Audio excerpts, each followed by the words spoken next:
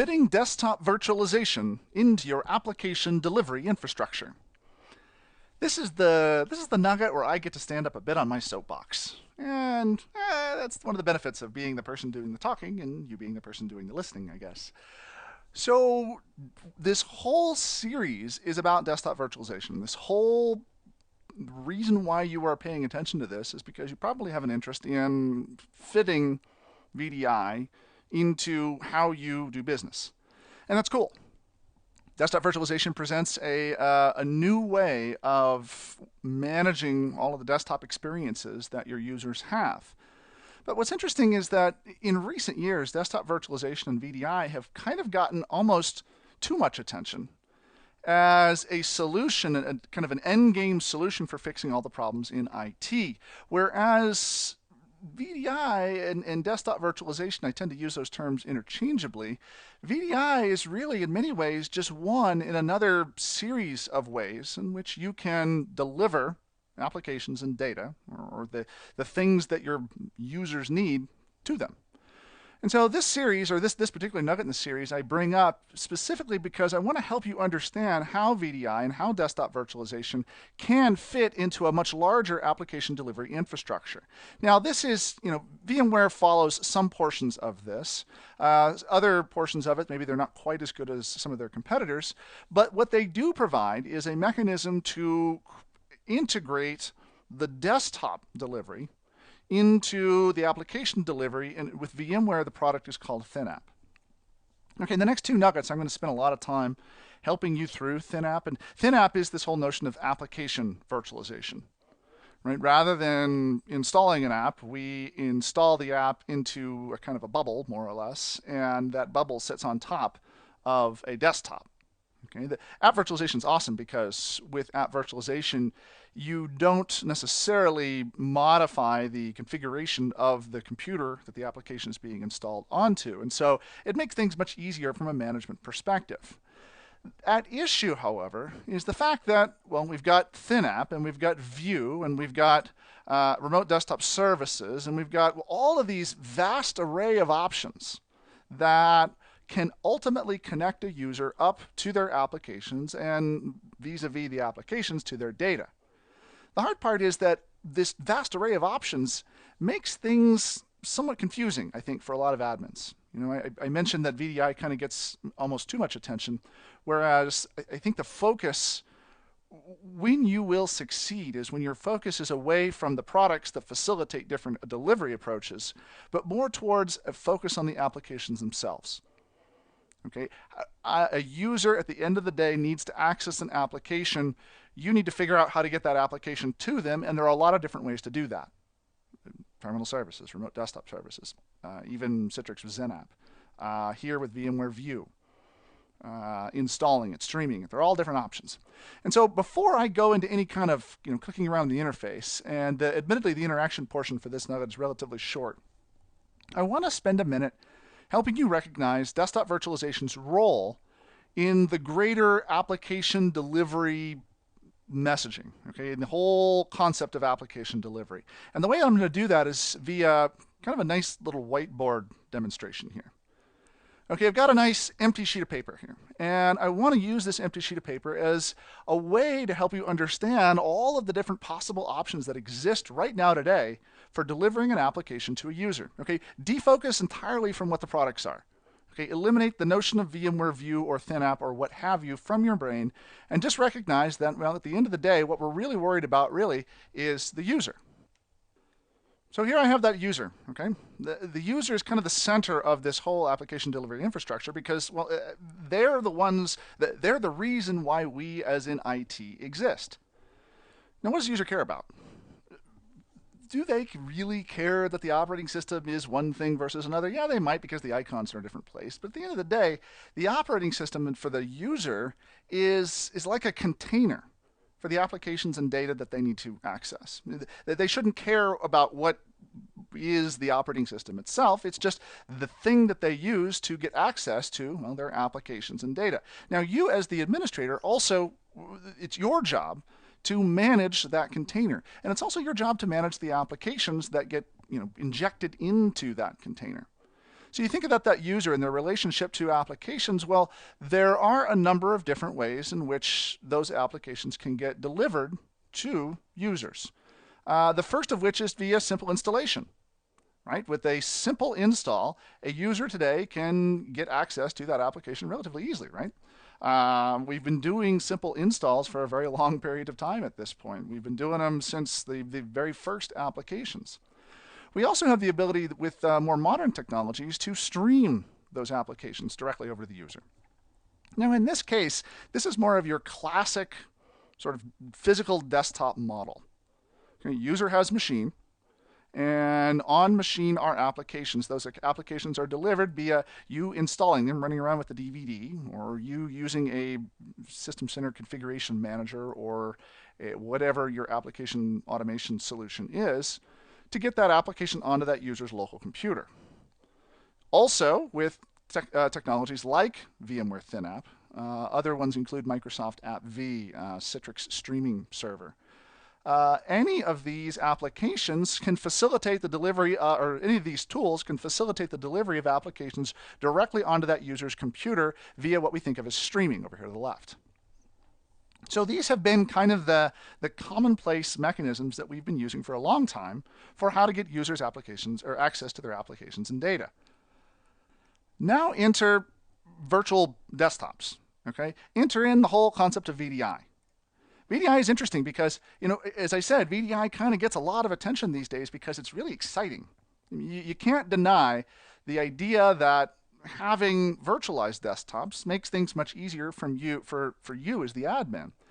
But virtual desktops are only one of those mechanisms that we can use to get that access delivered to users.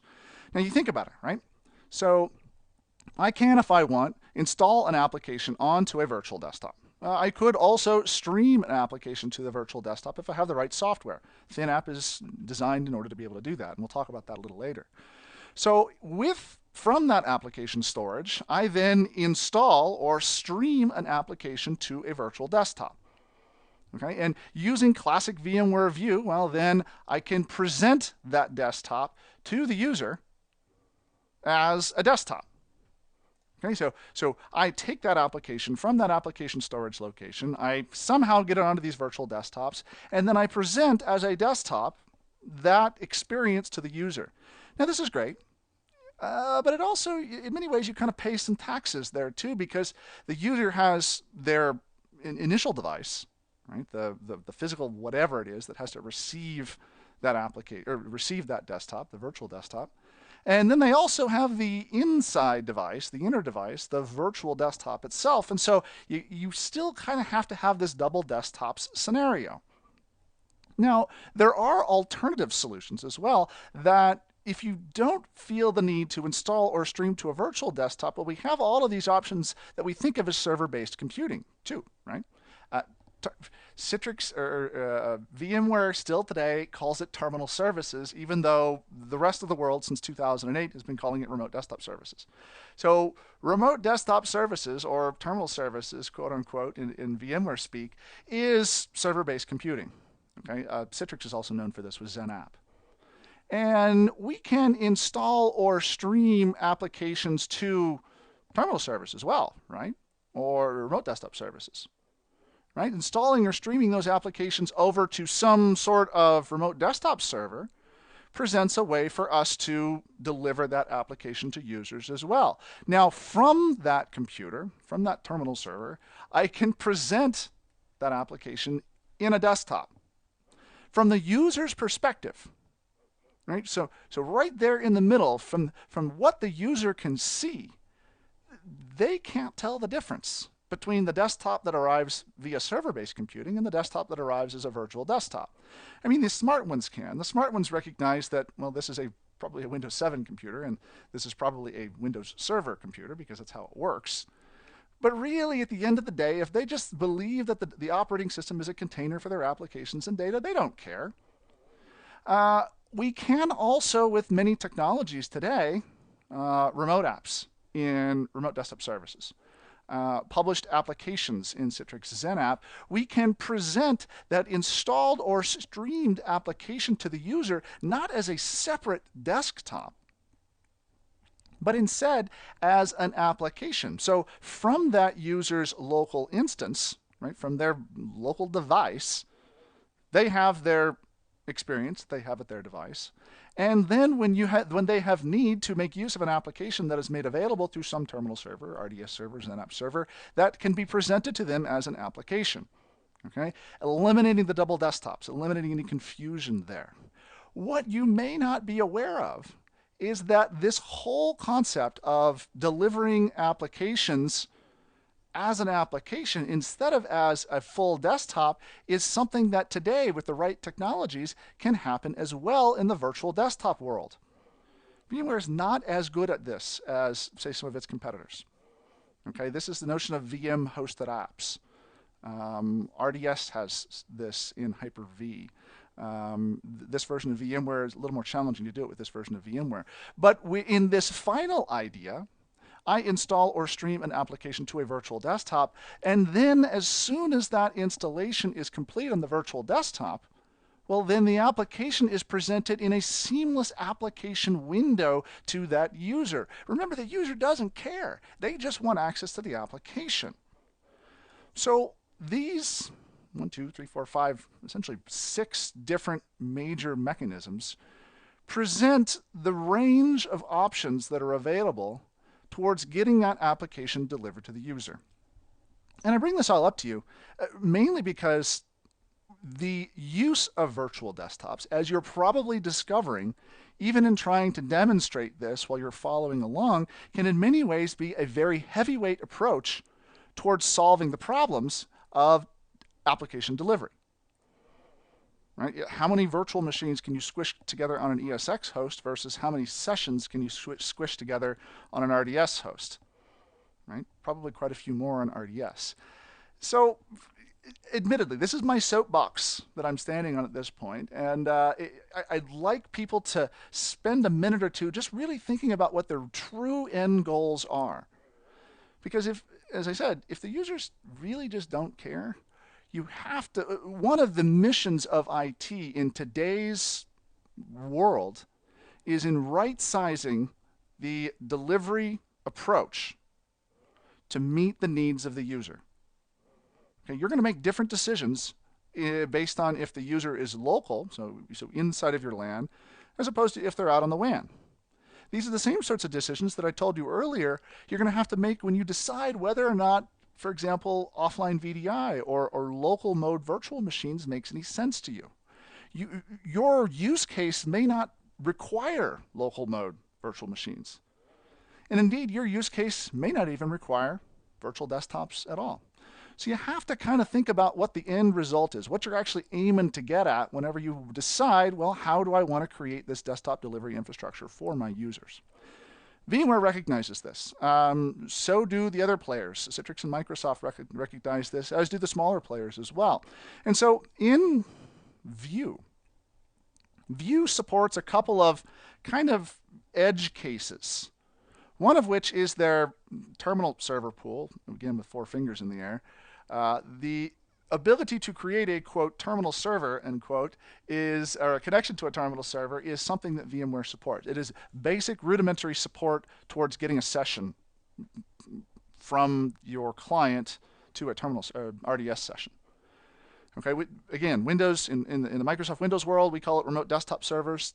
In VMware, they're still using the old term terminal server. We can also, as I think we talked about in an earlier nugget, create a connection to a physical desktop pool as well. These might be blades.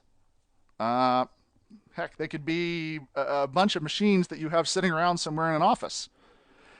That connection to physical desktops creates a one-to-one mapping between a user and a physical desktop who is essentially just remoting that desktop using the RDP protocol, or potentially PCOIP, but usually RDP. Let's take a look at how these work.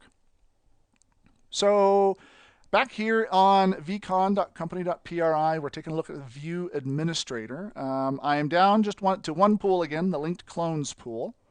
got rid of those dedicated pools because needed to free up resources in order to support videoing all the things that need to be videoed here. So made available to this instance, okay, I have done two things. Number one, that client.company.pri, client1 here, client1.company.pri, notice how it doesn't have the client installed anymore. I have removed the view client off of this computer and replaced it with the view agent. So instead of having this as the user's computer, now I am using this as a physical box, quote unquote, a physical box that I can then connect to via some other computer. Okay, let's just assume now that this is like a Blade PC, or a physical box sitting in a hardware closet somewhere.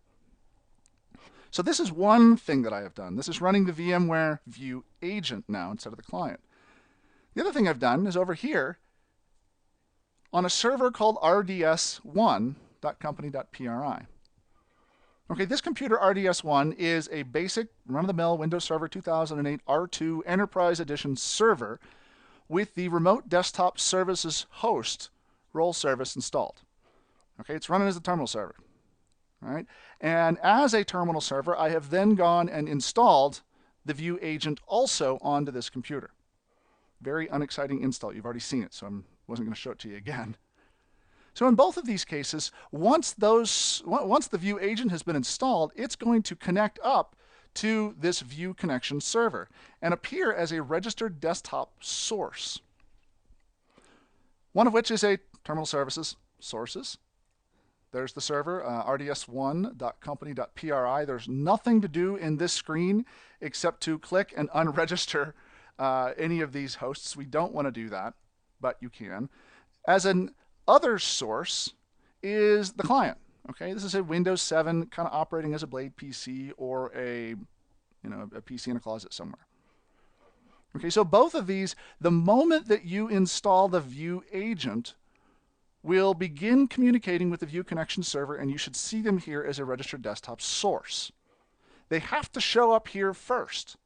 Okay, step one is installing that agent so they show up in this location, because step two is then creating a pool out of those sources. Okay, we'll start with the terminal services use case. So in addition to deploying out virtual desktops, okay, moving up to here again. In addition to deploying out virtual desktops that I will eventually integrate in with ThinApp to stream out some applications to, I also want to make available via the same client interface the ability to connect up to my terminal servers, my server-based computing environment. To do that, I create a pool that's called a terminal services pool. Choose the next button here, and I'll give it an ID, terminal service. I can't do it. I have to call it RDS. It's RDS is the name of the service. So an RDS pool here, Remote Desktop Services service here, is the pool that we're creating. Very basic settings here. You'll notice that, well, because it's an RDS server, the only protocol we can use is RDP, the Remote Desktop Protocol. And do I want to automatically log off after the disconnect? Probably after 5 minutes or so.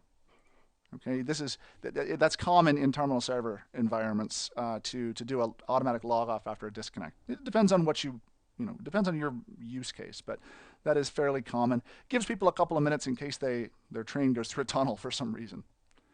Choose the next button, select the terminal server that we want to connect to, and finish, and then bam. We now have a new pool of terminal servers that we can connect to. Now, I don't have a client with which to show you what the interface looks like from the user's perspective, but you can assume at this point that the user is going to double-click on their View client, and they're going to see this pool as a pool that they can connect to. We click on it, and then instead of receiving an individual Windows 7 desktop, I'm just receiving a session from that RDS server, from that terminal server. Okay, make sense? This is what we're doing here with this terminal services pool.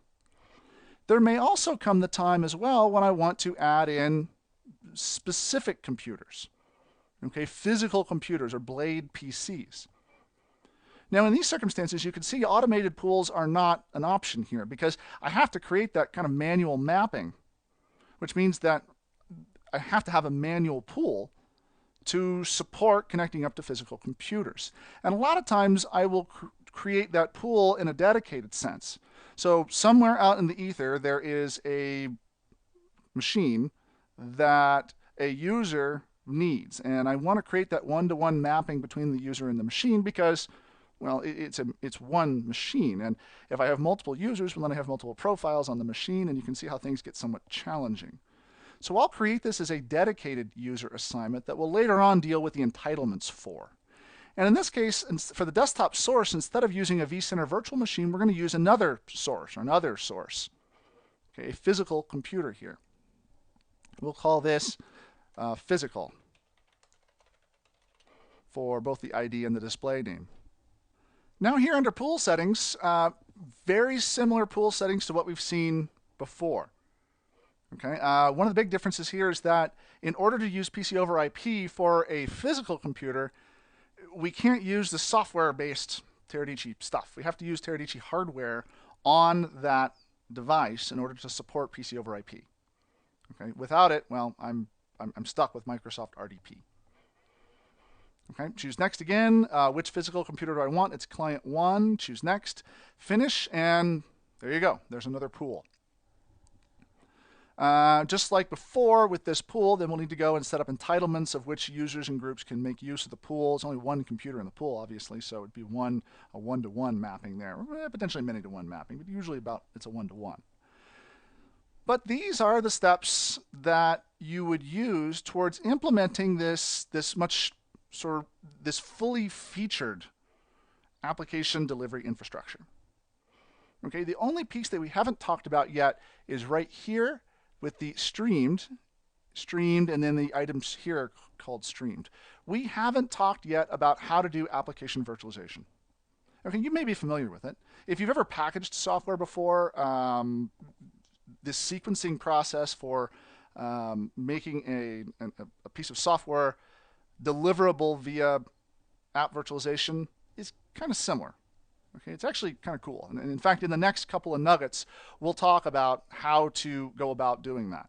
I'll show you in the next couple of nuggets how to actually go about sequencing an application, how to make it available so it can be delivered either to a pool of virtual desktops or a terminal server or what have you, and then how to connect to it. It's actually very cool. You will appreciate getting the opportunity to see that.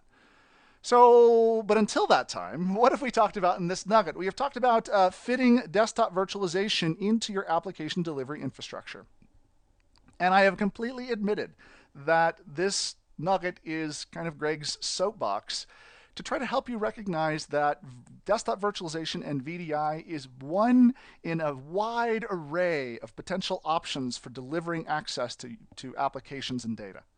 And that among those different options, it is your decision, it is your sort of charge as an IT professional in the modern day to identify, well, which of the options makes sense considering all the different use cases and all the different requirements that your users have. And so being smart about which ones you choose is what makes the difference between a successful application delivery infrastructure and one that maybe is not meeting the needs of its users. So coming up next, as I said, we'll be talking about the application virtualization pieces and the thin app stuff. I think you'll really be excited about it. But for now, I hope this has been informative for you, and I'd like to thank you for viewing.